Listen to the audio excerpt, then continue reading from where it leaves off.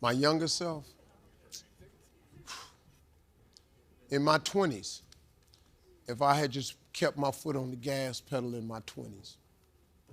I spent all of my 30s making up for all the mistakes I made in my 20s.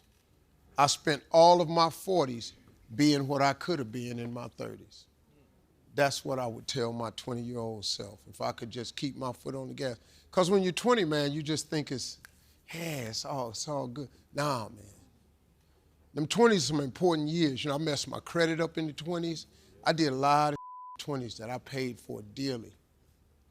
I could change that. But then again, at the same time, I needed everything in my life to happen in the exact order that it happened in order for me to be who I am today. And that's the thing that you have to remember, that God is processing you. Everything that's happening to you now is just the process.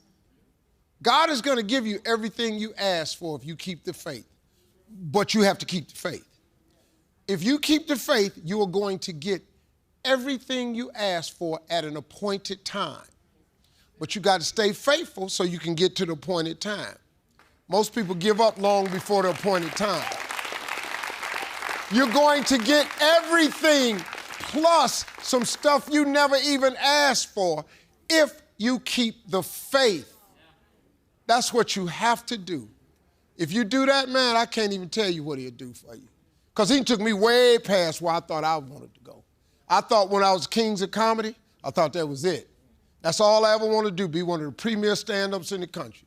Kings of Comedy hit. We toured for 4 or 5 years, man. Oh, we made money. We were the premier stand-ups on earth. Nobody was bigger than us. I thought that was it.